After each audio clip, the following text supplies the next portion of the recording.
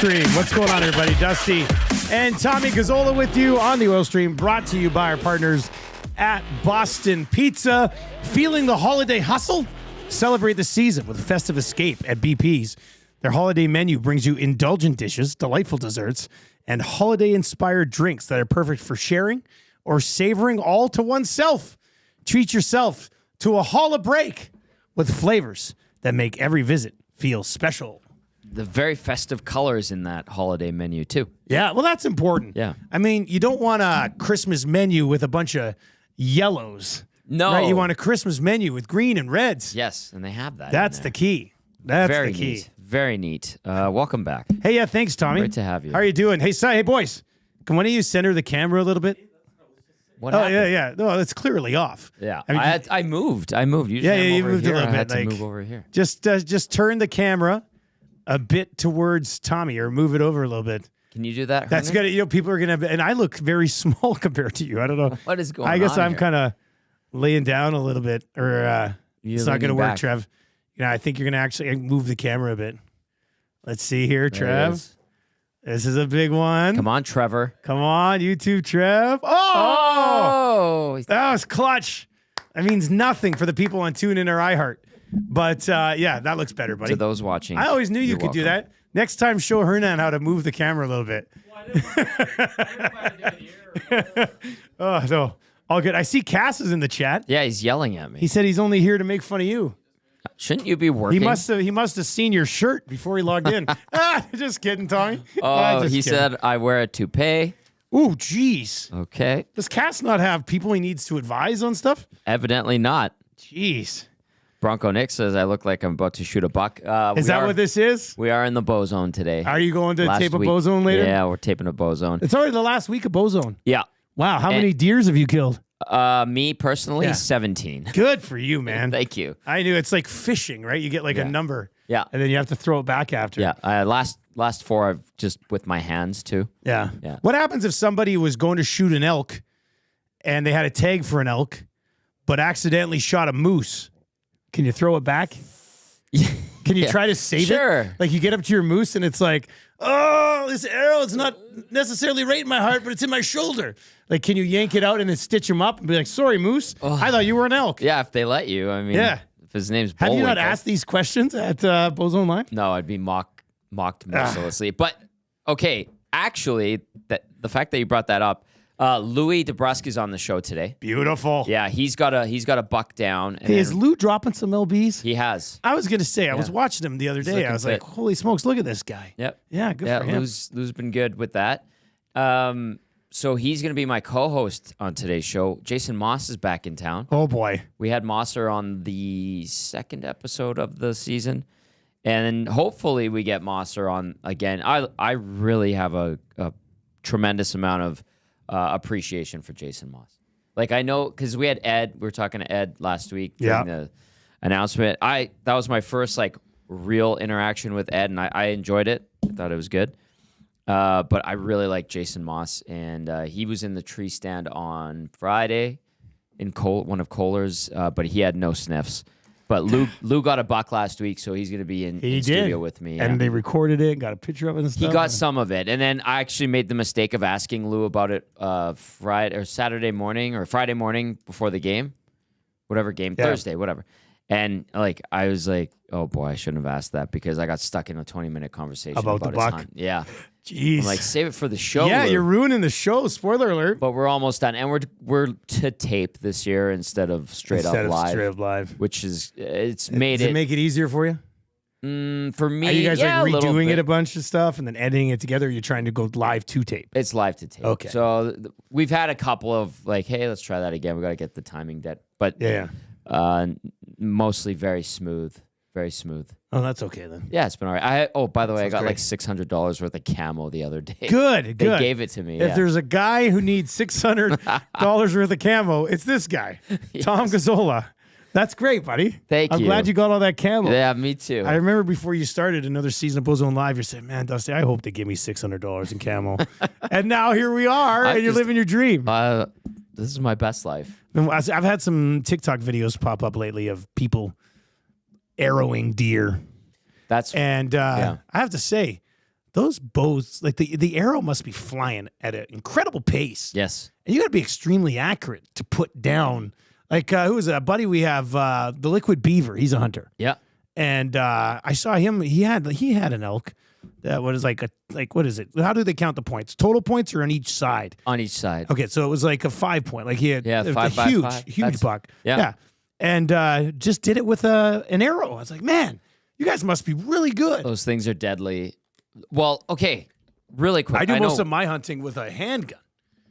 Got to get up really close, pop them right in the head. What are you, a gangster? Yeah, pretty much. I've been trying to watch The Wire because one says it's the greatest show of all time. And I'm 9 episodes in, and I like it, but there's remotely nothing that's happened that would make it the greatest show of all time. He was talking about like season 3. I've never watched it, but I hear that it's great. Anyway, so you're hunting, and you're going up with your Glock handgun, yeah, and you're it's an old Smith and Wesson.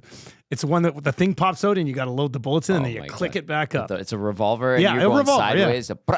Yeah, Before pretty you much. shoot a deer. Yeah, that's how I hunt. But anyway, what were you going to say? You said the arrow getting stuck thing. That is a thing. And actually, we had a segment on the last show. One of our hunters, I think it was Zach Brown, he shot one last year and it got spooked. Oh, no. And it ducked. And so he caught it up high. And 3/4 of the arrow went through, and then a fraction of it, a quarter of it, got stuck in the buck. And he found that buck on his cameras this hunting season. With the arrow still in it? He thinks the arrow's somewhere in there. Classic. Or it came out, but it's all scarred up, and you can see it. And he's like, I want this buck this year. Yeah, you can finish the job. Finish the job. But you know it's what got he should a gnarly scar. He should track it with a knife and stab it in the one place where it was last year. That would be right there. Very poetic. Yeah. But, they are very fast and powerful. Everybody says, hunting is it's a science or whatever. To me, I would just it would be a vicious murder. That's how Okay, that's how I would view it. You're popping it in the head. Yeah, pretty much. You don't want that mount. Yeah. What's up, sucker? Never even saw me coming. Well, they're very quick. Yeah, they're very quick. Anyway. Okay, sorry. We'll move on. Anyway, Bozone Live. When does the one you're doing today? When does it'll air tomorrow night? Tomorrow night. Yeah. All right. It's So on there free you go. preview. Wild TV's on free preview on Shaw and Telus and all. All right. You can hit us up 780-218-9990. We do got lots to get to when it comes to the Edmonton Oilers. Let's look in the chat. Statue Boss Production says, guys, The Wire is a slow burn. Mex says season 3 and season 4 of The Wire are some of the best episodes of TV. That's just the thing with me. When Manny calls it the greatest show of all time, I'm like, I don't want to wait till the 3rd season to get to the greatest show of all time. That's a lot of episodes. You know what I mean? And I like it. I'm going to watch the entire thing. I like it enough. I'm going to watch the entire thing. Yeah. But I don't know, man. It's starting very slow for apparently the greatest show ever. I'll say this. I respect that it gets so much attention and clout and appreciation, but I have a hard time going back to shows and especially from the early 2000s. And it just feels like, why am I going back in time here? I can't go back and watch, you see the fashion and stuff like that. I'm like, no, next thing, new stuff. Nobody's on a cell phone here. Right. All on landlines and pagers and payphones. And long leather coats. Yeah. Baggy pants. Sometimes it's a good look. Timberlands. Dockers shoes. Yeah. Oh, yeah. My buddy Boom only wore Doc Martens.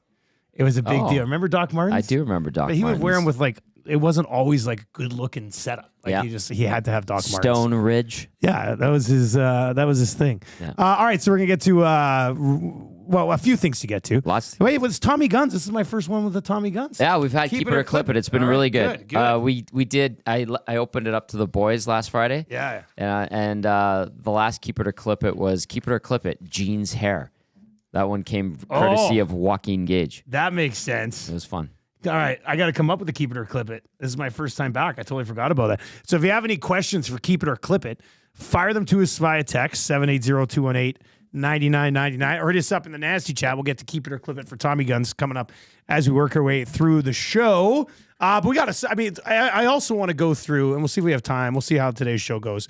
But I want to go through the entire roster and talk about, are they exceeding expectations or failing expectations in the first quarter of the season? That's a good one. But we got to start with the New York Rangers and the Edmonton Oilers on Saturday. Tommy, from the moment the puck dropped, you could tell the Oilers were engaged. Yes. Which was great, but also for fans, for all you diehards out there, it must have been extremely frustrating that you're like, where was this against some of the garbage teams they've lost to? Like, I know. It just, from the moment they dropped the puck, I was like, oh my God, look at these guys. They are capable. And they weren't even healthy. They're missing guys, but it was a different level than I think at any other game this season. It was just like they were on, and you don't have to, like, to me, that was an effort and willingness thing, which is why the first 20 games could be viewed as very frustrating. Like they were all over it. Absolutely. Best They were. game of the season, undoubtedly. They gave us a hint of it against Vancouver a couple weeks ago, right? Where they had that 7-3 win. Yeah. And you're like, oh, there they are. Yeah. This was even more thorough than that. And they did it against a better team. I know the Rangers didn't have a necessarily strong performance, but the Rangers did have a lot going for them, right? Like Jonathan Quick hadn't lost yet. Jonathan Quick's numbers against Edmonton were so good. Rangers were looking to bounce back after a tough loss in Calgary, so you were expecting Quick them to looked play good pissed early off. too. I'm like, he made some nice he's doing saves. it again. But the goals that the Oilers scored, they took shots. They put pucks in good areas. They picked their spots when they got those shots off. They played fast, up-tempo hockey. Dusty, Joaquin, and I were talking about it before the show started. They were playing north-south. North-south. They weren't going side to side. They weren't delaying regroups and allowing the Rangers to set up their neutral zone and defensive structure. Like, that was up-tempo, and everybody was engaged. Everybody was making big plays. They scored their first shorthanded goal of the season. It was like, there they are. That's that team that we're expecting them to be. Maybe it unlocks it going forward. Maybe this team is only really fully dialed in for 60 regular season games a year, and then the playoffs, maybe that's part of their... And that's why I would say it this whole time, and even while you were away, I'm like, it's in their heads. It's when they want to engage and do it, they can provide a night like they did on Saturday against the New York Rangers. They are still capable. They are still capable, and you know, a lot of people on pre and post games, especially after they lost. Like, I mean, you go back to the loss against the Habs last week, and people are like, this team, see, they're garbage. They're not a playoff team, this and that. It's like, no, they still have it. And then they go and they totally show you a few days later at home against the best team that they faced all week. Was that the first time all season, and I don't want to take anything away from a win over the Canucks, but is that the first time all season that you watched that team and thought, oh, they could win the Stanley Cup this year? Or they could be a legitimate top 4 to 6 contender for the Cup this year? I think for a lot of people, they were reassured of that. Yeah. I stand by, I still think this team is capable of going back to the Cup final. I've not wavered off of that. It's just up to them. So yeah, I think for a lot of people, they probably had that thought, like, oh yeah, there it is. They still can do it. For me, it was. I mean, I'll just be honest. That was the first time I saw them play at any point this year. Yeah. That I was like, oh yeah, these guys look like they could be a handful. Yes. I didn't think they'd really looked that way too many times. No, they haven't. And this team that we're watching today, there's going to be different players by the time we get into February and March. It's going to look different than this. And then hopefully you get the Hymans going, and you have Nugent Hopkins going, and Skinner gets to take advantage of whatever opportunities he gets in the top 6. Maybe Podkolzin gets more points. Like, we have to get to Podkolzin. I got him on the list. Okay, I got him on the list. Because I have a lot to say about this. They love him. That's great. That's great. Well, look, it ties into... we're going to talk about something Rashog said this morning on the Nielson show here at Edmonton Sports Talk. But a few things I want to get to coming out of the game. Yeah. Well, let's just... I mean, you're on Podkolzin. Where are you at right now on Podkolzin? I saw somebody... First text I saw today when I came in, it was like from, I guess, after your show Saturday. Sure. And it was like, Tommy, you're bullying this player. Stop. I was like, wait, what's going on here? I've been gone for a while. I'm like, what am I missing? What am I missing? Well, we dubbed him Podkolzin. Podkolzin. Right? I like it. So, I mean, we gave him a sweet nickname on Saturday. I don't know if that's bullying. I think I added too on the postgame show. Like, I appreciate what he is capable of doing, and that is being aggressive, forechecking, skating well. And until he got those 2 assists a couple of games ago, he was on a 7-game pointless streak, you know. And people are like, well, Draisaitl loves playing with him. And then like Draisaitl says all the nice things he did about him the other night. McDavid had some nice things to say about him as well. That's great, you guys. But we're talking about a player that has a goal and 4 assists here.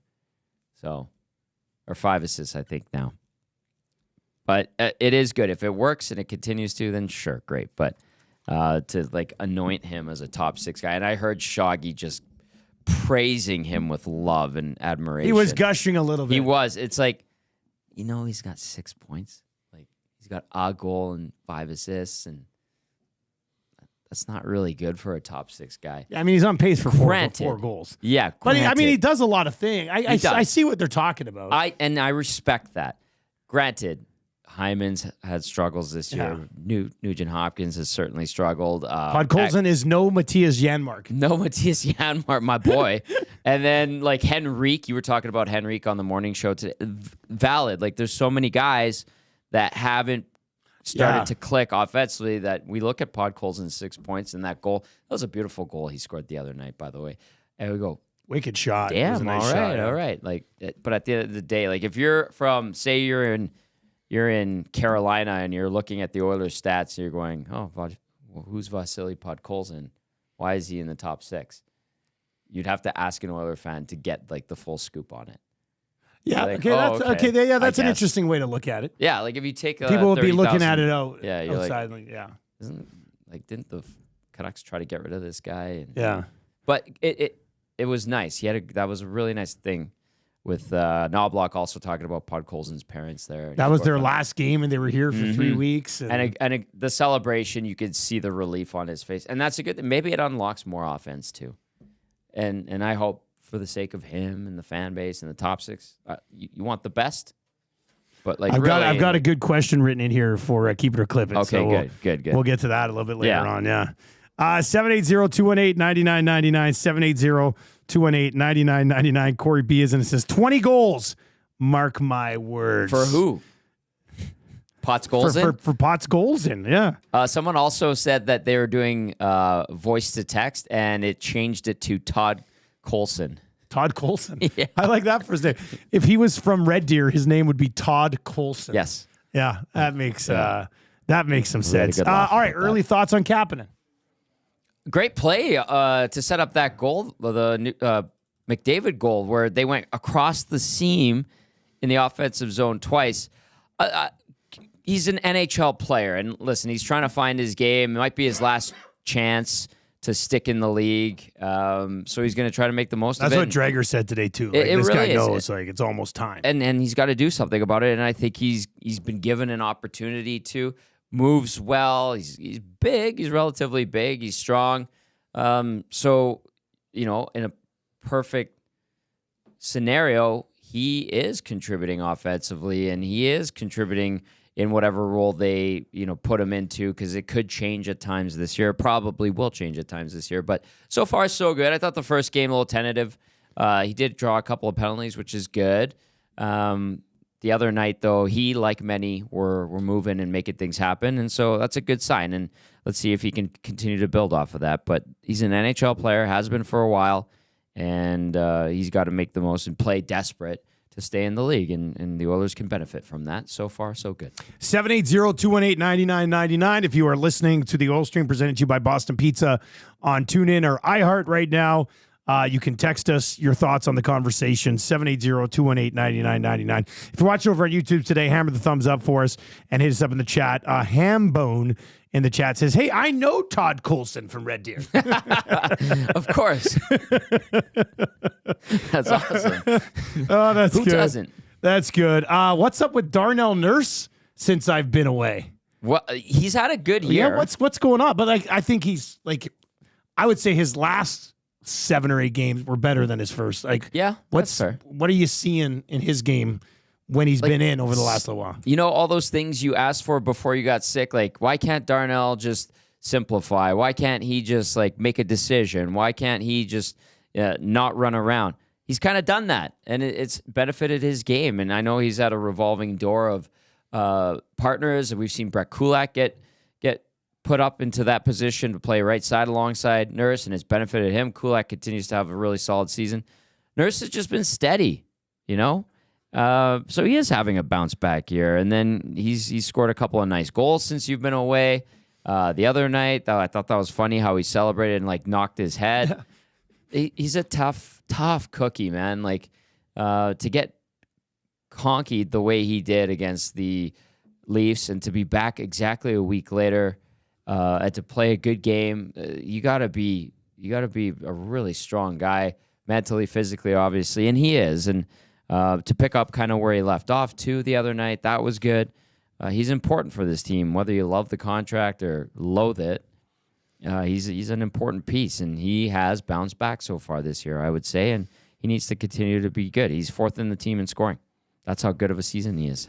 Yeah, and that's why all the other forwards got to get it going. Exactly. It's still the 4 defensemen in the top 7, right? That and is Matthias Janmark in there. Like, that is insane. It's crazy. Should not be that way. No, their offense will get going for sure. Okay, so this was interesting. Rashog this morning, he was on at 7:45. He had to move some stuff around. So you can find that on the Nielson show. But he said, if they lose to the Rangers, we probably see some sort of move this week. Not coaching, obviously, but like a trade for a defense. Or now it's because Hernan and I were sitting here talking about it in between like Nielsen's show and Lock Shop, and we're sitting there going, "Yeah, I guess that could have been it." But then I'm also thinking, like, we know there's a need. You still have 5-6 days here. Yeah. I don't know if a win over the Rangers makes me all of a sudden think, wow, you know what? That blue line's fine.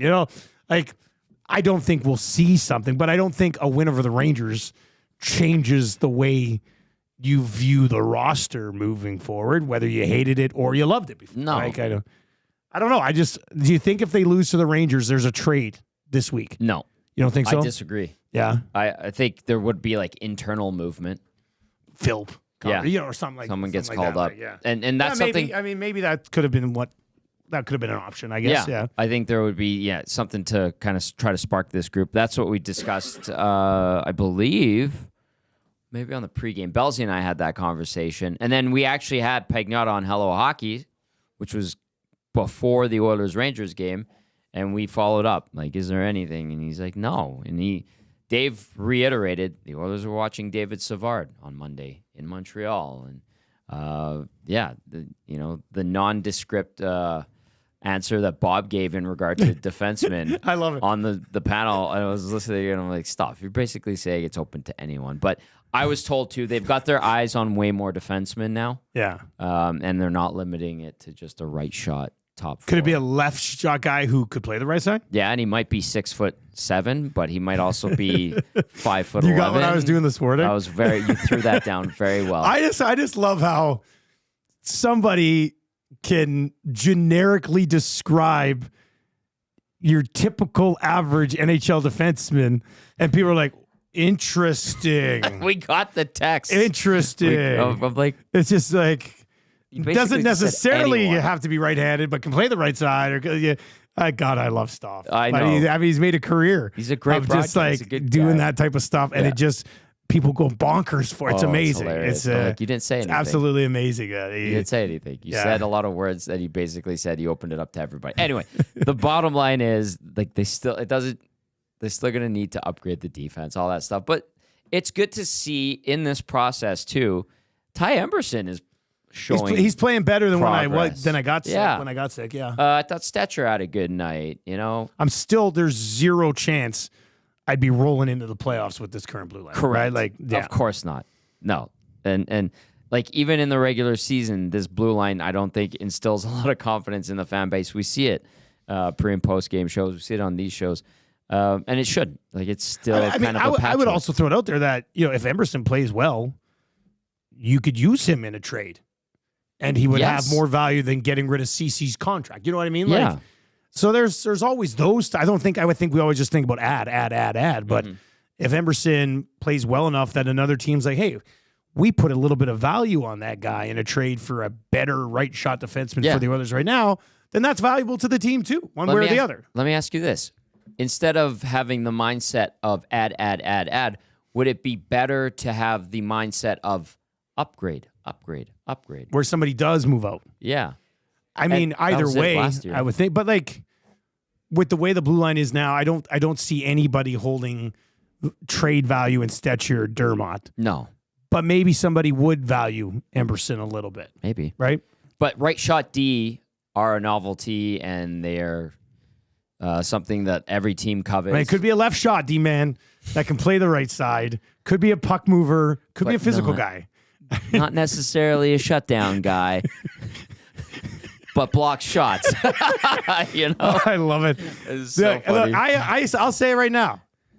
The Oilers are trading for a defenseman before the trade deadline. Yes. Done.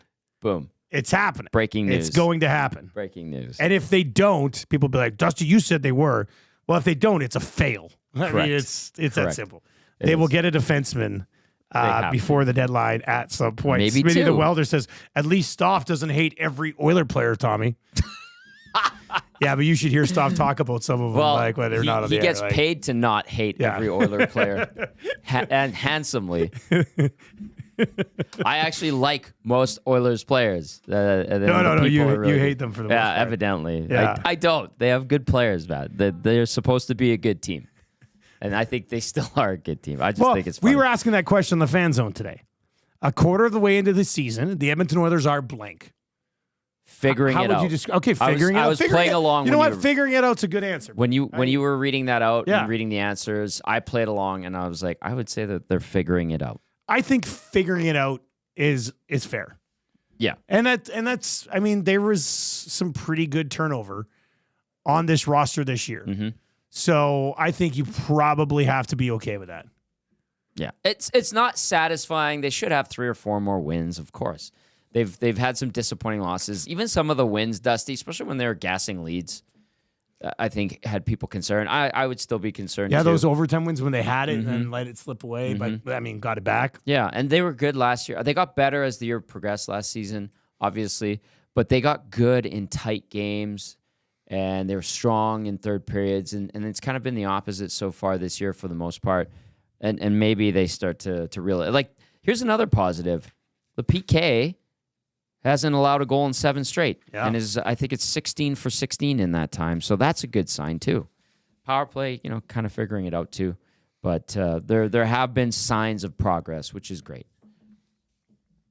All right, 780-218-9999, 780-218-9999. Let's dive into your spicy headlines for Popeyes today. The biggest headline in the chat today is people are thinking I was away to get surgery and shrink. Everybody says I look like I'm 5'4" today. Is it the chair lower or something? It might be. I don't know. I haven't been in this chair for a month. 6'5". Yeah, I'll have to work on the chair after. I don't even know if this is my regular chair. Did you drop some, maybe did you lose some weight because you weren't eating as much? When you don't eat for like 2.5 weeks, you lose some lbs. Yeah. But like, I don't know. I got the beard going now. Maybe it makes me look a little bit smaller. No. I don't know. You look just fine, pal. Thanks, man. You look just fine. You know what? I'll get heavier and larger, and then people won't have to. People won't have to be concerned. Yeah. And to do that, I'm going to go to Popeyes and get myself 2 chicken sandwiches for lunch. Ooh, you can't go wrong with that. Maybe some wings for the crew at work. Great wings. Treat them to some wings at all Popeyes locations. 780-218-9998. What do you make of this break, Tommy? It's the weird. headline here is the Oilers don't play until Friday, and I'd been watching the games, but I hadn't been like looking ahead at the schedule and stuff. And they played on Saturday, and I was like, okay, well, let's see what is there some Tales of the North? What I got to get ready? And then I'm like, wait a second, they don't play until Friday. It's bizarre. It's not bye either. Good news because they're banged up and a little bit sick. And missing some guys, or bad news because they just played their best bloody game of the year and now they don't play again for 6 days. I would, again, be positive about what this might provide. It will allow, like you said, guys to get healthy because they're going to need Arvidsson, they're going to need Hyman, and eventually those guys and their games offensively will start to come around, you would think. The guys that are a little bit nicked up right now get to heal up, so this is a good thing. And then the other thing, too, like you said, it's a quarter of the way through the season. This team, call it that hangover, as we discussed in maybe the first month, like it gives them a chance to kind of reset, refresh a bit, and that might be good mentally as well.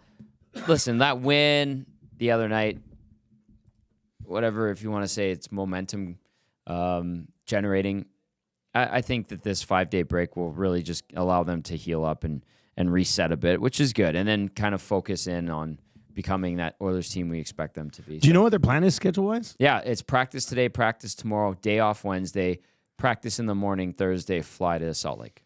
All right, so a few practices. Yeah, there, and this is where they can work on the power. This is where they can work on PK, which has been, like I said recently, improving quite a bit and is on a nice run in the last 7 games. And this is where you get the treatment. This is a good mid-season refresh without a bye week, and it's just with the computer that generates the schedule. Like, forgot about the Oilers for 5 days. Yeah. Well, building availability, this, that, whatever goes into it. Gave them a 5-day break, which I think they're probably welcoming right now, considering everything that's gone on in the last couple of weeks. Except for Podkolzin, who's on a heater right now. He's on fire. Yeah. Andy Pandy is in. It says, hey, Dusty and Tom, some outlets out east are suggesting the Rangers are going to be moving certain pieces. Could you see a trade happening between the Oilers and Rangers? And if so, who? Well, I don't think it would be either Kreider or Trouba. Or Trouba, yeah. We went through it on the Hangout. Like, they have 15-team no-move clauses, and I believe Edmonton would probably be. I thought Edmonton was off some of these now, though. Some of them, but not like Trouba. They're both American guys. Yeah. Right? Trouba, and we talked about his wife being a doctor. I don't think he wants to come back to Canada. That's my sense of listening to what others have said that know him or his situation better than I do. And then the cap stuff, you got to factor that in. But are there other pieces on the Rangers that Chris Drury might be willing to move? Also, Drury going out and making a statement like that, I think is, to me, I anticipate, or I look at it as more of him trying to wake his team up because he's not happy with the last couple games. Yeah. The Rangers are 12-6-1. Yeah. Like, they don't need to be blowing anything up right now. They fell to 7-3 on the road. They're 6-4 in their last 10. Yeah. They've only played 19 games. Yeah. Like, they've got 4 games in hand on the Devils and are 5 points back. Yeah. From a winning percentage perspective, they might actually be even higher in the division. I just think that was a cage rattling because I hear Chris Drury is a pretty intense GM, like cutthroat, and will say things. He'll blow up, and he kind of has that way about him, and that is kind of what I took those comments today to be. No, I don't see a trade happening between the Oilers and Rangers. Andy Pandy, especially for those two. If there's like a minor deal to be had somewhere, yeah, maybe, I guess, but I don't think it's happening. And we asked Dave Pagnotta. We always check in with Pagnotta about the Oilers because even though Hello Hockey's not an Oilers show, Oilers fans go crazy about that stuff, obviously. Yeah, they love it. And he's like, outside of what he reiterated that I brought up is they're scouting more defensemen than before. Pizza Boy texts in at 780-218-9999. We'll get to that text in just a second as we continue with your Popeyes spicy headlines. 200 of you watching right now, but only 40 thumbs up. I mean, what did I come back for? What the heck? I could be laying at home in my basement right now, wondering when The Wire gets better. And instead, I'm here on the oil stream right now. We got 40 likes. Come on, hammer the thumbs up if you're watching over on YouTube today. We will get to Keep It or Clip It for Tommy Guns coming up. Big Uke says he's going to get it all cleaned up at Tommy Guns this week. Big Uke put in a great shift on Saturday, by the way. Did he? Oh, man. That guy is committed. Shout out to him and the Combine crew, a bunch of others. At Kelly's? Yeah, it was. Oh, boy. It was a lot of fun. Yes, it was a homecoming. Yeah. Huge shout out to Kelly, Pete, Scott, the whole staff there. It's a homecoming. It was a homecoming, but it was like you're from there, you know? Belsey was holding court. He was like the mayor. You guys were all in your suits. He dethroned DVD as the mayor of Kelly's for a night. Oh, my God. Was DVD there, too? Oh, of course DVD was there, yeah. And Kelly's is fun, man. It was a great time. Who did I go there with? Dave Reed after the Halinka. Oh, okay. And when we got into one there. With Dave Reed? Yeah, he could barely walk coming home. Yeah, it was a good time. Anyway, let's see here. Pizza Boy, who won kind of easy trivia today, but my God, it was disappointing. What happened? He was delayed. No, he just didn't answer the first question for like 10 seconds. It was like, who did the Oilers beat on Saturday? Yeah, and then I thought he passed out, had a stroke. Maybe. And I had to ask. I said, "Hey, man, are you there?" I heard that. Yeah, it was really weird. Okay. Anyway, Pizza Boy says, "Guys, which 3 players from the current lineup will come out once Hyman, Arvidsson, and Kane are all healthy, assuming no other injuries. Jeff Skinner's status specifically would be interesting since he's not a bottom six player. Yeah, but they're playing him in the bottom six. Yeah. But, I mean, that whole Skinner thing is it's weird. Interesting handling of a guy. But whatever. Who would come out if they're fully healthy? Fully healthy. Back? Derek Ryan, certainly. Derek Ryan would come out. I mean, Drake Gazzola played the other night. I know they sent him back down. Yeah.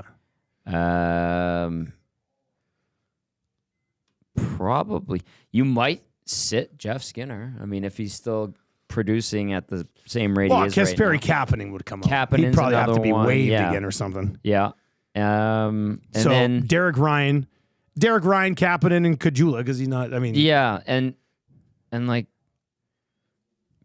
maybe Skinner, depending on what Corey Perry's doing. Corey Perry's, I think, been effective for the most part this season. But if they take out Kapanen, Derek Ryan, and Caggiula, those are the three guys. Perry and Skinner can stay. Yeah. So that would be, I think that's probably what you would be looking at in that situation. Tell you who you're not taking out. The guy that's tied for fourth in team scoring, Matthias Janmark. Matthias Janmark. You saw this 2 years ago. I looked into my crystal ball. I mean, Matthias, you know what? That was a great play on that shorty. It was. Nurse. Like, I thought he was going to wrap it, but he kept going and then fires it across. I'm not sure what Jonathan Quick was doing there. He got all sort of, I don't know. It just seemed like a weird one from him. We talked to Gager about that too, and he goes, I think Quick was anticipating Darnell going high because that's what Darnell likes to do. Yeah. And in a situation like that, if he goes high, glove side, he's breaking it out for the Rangers. The other way, it's coming around, yeah. Maybe he faked them out, or maybe that's why didn't he get a hold of it, the way he wanted to. He's so smart because he didn't go high. He beat him. 5-hole. And then you could even see Quick like head to the heavens, and then he kind of like pointed at Darnell with his stick. So that might have been a little bit of either trickery on Darnell's part or like a little bit of luck, which is fine. It worked out nice. It was good with Bouchard and Nurse both scoring. It was helpful for me as a father of a kid who doesn't necessarily want to be a defenseman, but has been a defenseman for like his team's last 7 or 8 games. And Marshall all this week, he was at a tournament this weekend out at River Cree, and he's like, Daddy, do you think I could ask Coach Scott to play forward again for a bit? And I said, you know what, buddy? Get through the tournament. Mm-hmm. He is rather reliable defenseman. Like, he's a big boy. He doesn't get caught up by ace. He knocks play. Like he's it pains me to say it because you know I hate defense, but he's actually a pretty good defenseman. Anyway, I said so that I woke him up in the morning and he had his tournament final yesterday. And I said, hey buddy, I said, guess who scored goals last night for the Oilers? He goes, who? I said, Nurse and Bouchard. And he's like, I said, defensemen can score goals. Yes. And he's like, oh, like he's so he. I mean, if he could somehow score a goal from the blue line, he would probably be okay being a defenseman forever. I mean, he's gonna be. Are you training him to shoot right by any chance? No, he's a lefty, but you know maybe he could play the right side. And maybe he can be a shutdown guy.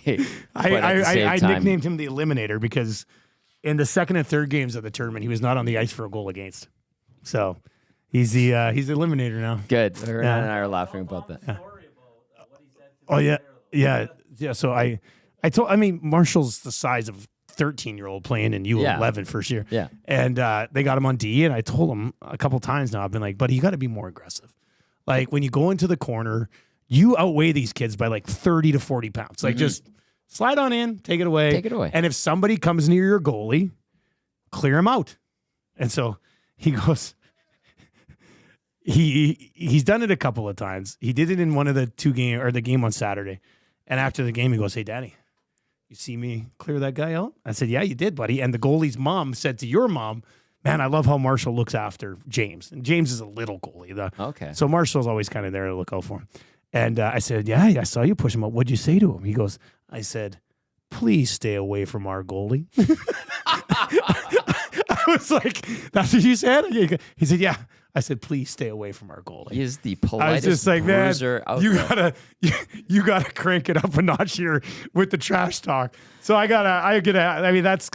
almost feel like a failure. I mean, I could give him a push and say, hey, get out of here, man. Like, or do something, but you don't need to say please and or sorry while being aggressive. Marshall, I respect that. Yeah. It gets nasty pretty quick, so don't worry. You'll have lots of time to chirp guys. At some point, There's Reed Wilkins and that glorious veteran beard. I love it. Yeah, at some point. It's so weird because by the time I was his age, I was already a psycho. So I don't know why I don't know where he gets it from. I was a goalie from like 8 to 14, and all I would do was just block her the hell out of everybody anywhere remotely around the crease. Yeah, I could see that. I could see that. And he's just like, sorry about that. Please stay away. Sorry for taking this puck away from you and playing it out of the zone. Don't worry. What are you doing, man? He'll be punching guys in the face soon enough. Oh, I hope so. I can't happens. wait. I can't wait for the day. Oh boy, I can't wait for the day. In 3-4 years, we'll be doing this show, and you're gonna be like, Marshall. Yeah, so Marshall's suspended from U15 right now. I wish he would have said to him, "Please stay away from my goalie." All right, let's dive into Keep It or Clip It for Tommy Guns. At Tommy Gunn's Original Barbershop, you'll bump into Big Uke this week. They believe a great haircut is more than just a quick in and out. It's about the whole experience. That's why they follow the code, a commitment to deliver the best barbershop experience every single time you visit.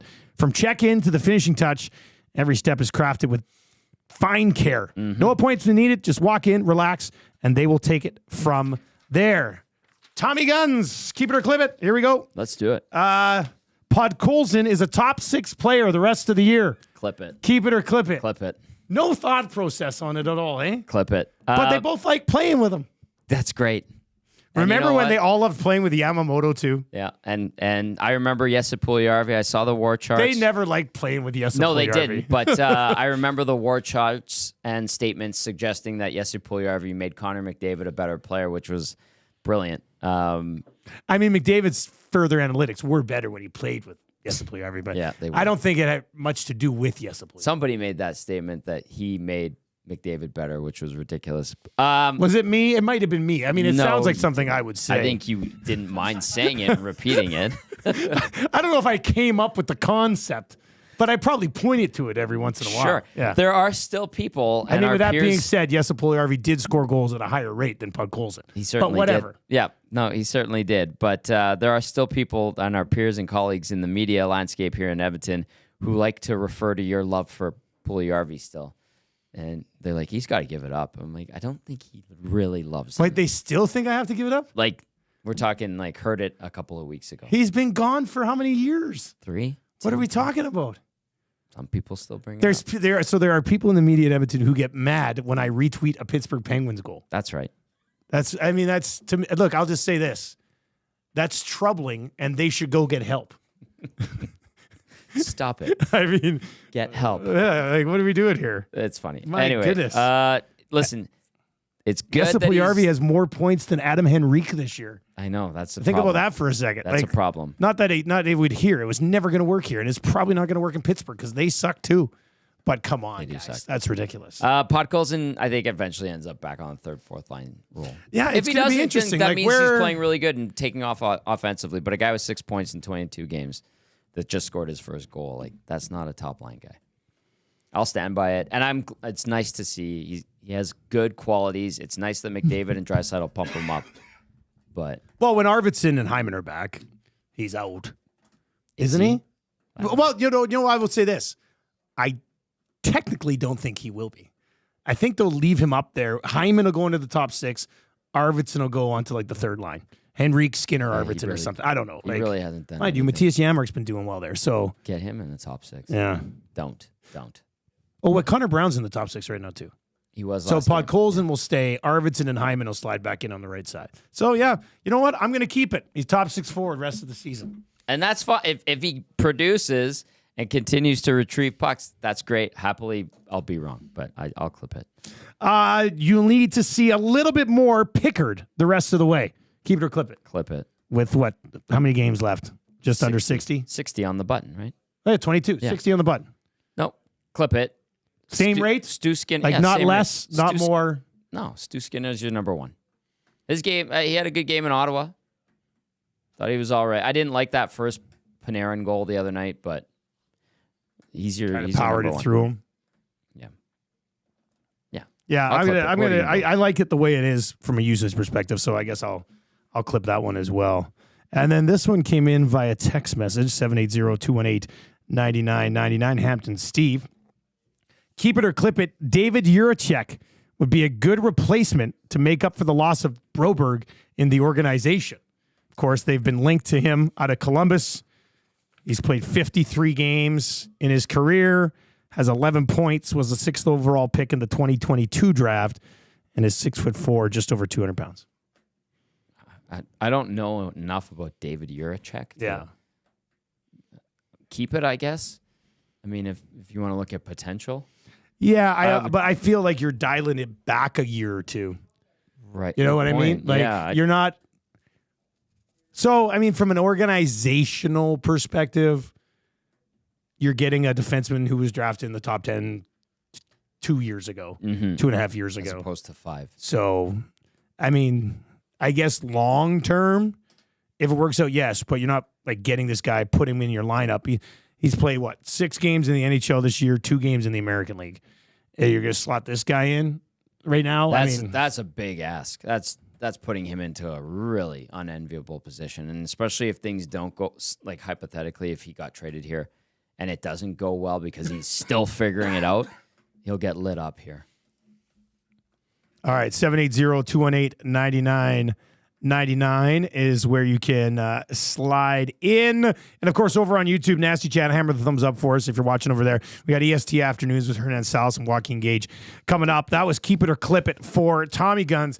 If you want to look good like Big Uke and me, I'll be going to Tommy Guns for my next haircut. Very good. Go to Tommy Guns.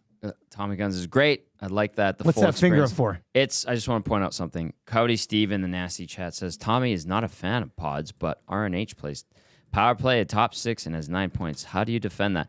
Cody Steve, I didn't say I'm not a fan. So that's an assumption, man. I just don't think he is a top 6 NHL forward. It's nice to see him doing well, but to say I don't like him that's wrong. I mean, that's incorrect. To say Tommy doesn't like him just because he doesn't think he's a top 6 forward that's a little unfair. Yes, so that's what I'm trying to clarify. I'm not running anyone out of town. I'm just saying he's not a top 6 guy. He has 1 goal, and he just snapped a 7-game pointless streak. I can't wait 5 years from now when members of the Edmonton media are like, man, Tommy's still too hard on Podkolzin, and he hasn't been on the team for 3 years. That's what's going to happen. That's what's happening to you? That's what's going to happen. Yeah. It's a reverse. It's a bizarro me. I'll be able to come to you and be like, how did you manage that? For the most part, I just avoid them.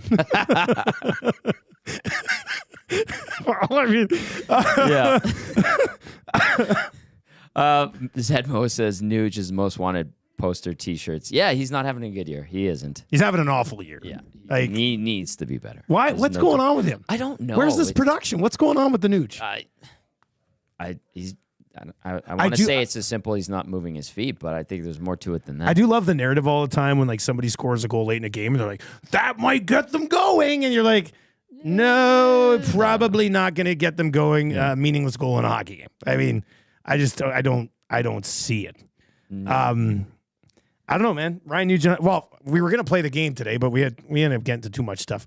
On Wednesday, would we be Boston Pizza Wednesday? Capilano Boston Pizza? We're at BP. All right, Capilano Boston Pizza Wednesday. Make plans to join us.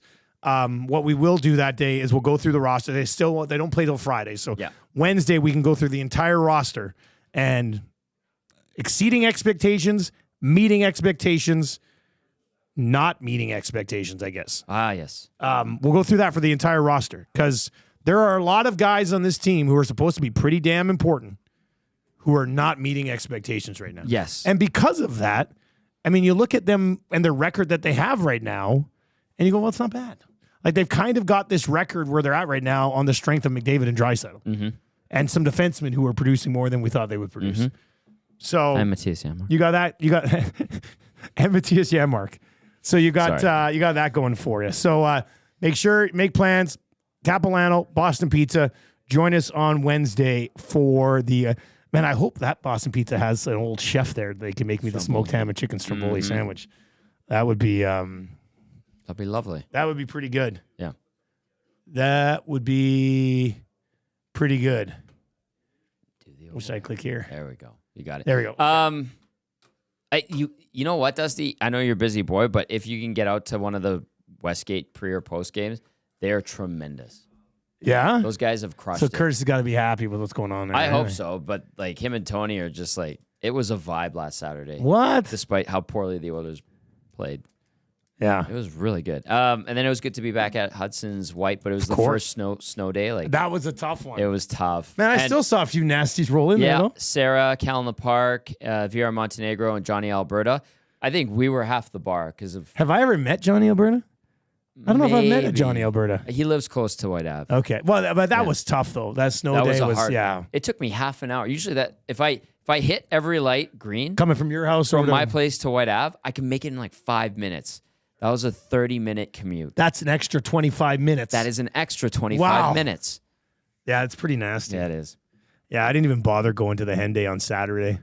Like, Marshall had a tournament. Muzz was supposed to have a practice, but I was like, and it was all the way over at Castle Downs. Oh, yeah. And with the hen day, and we would have had to, like, really rush from it. I was just like, I don't know if it's worth it to be driving on the hen day today for a practice. White Ave was super quiet on, that was Thursday night.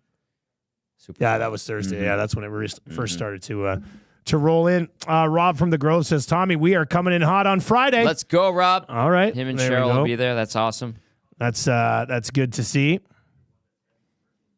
Good vibes, man. Like, just our partners are awesome. You know who else was out? I don't know if you've met him yet, but Jared from Modern Measure.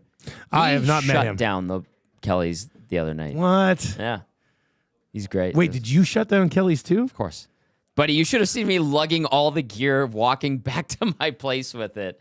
Miserable at like 3 a.m. And that was on Saturday. So that was that was Sunday morning, basically. Snow day or whatever. It's just like this BS. You know what you done? You should have done that. You should have finished the show, took the gear home, then come back to Kelly's. Damn rookie move. Before the show even ended, the vibes were high. There was like shots already on our table. There was fresh beers and people were ready. It was a great time. And then the Oilers. And that's for Winterval. Winterval was Quinn Phillips, the commish. She came on the pregame show. I was hoping she would be on, yeah. Her and the crew with the Downtown Business Association. It's the DBDA. Nope.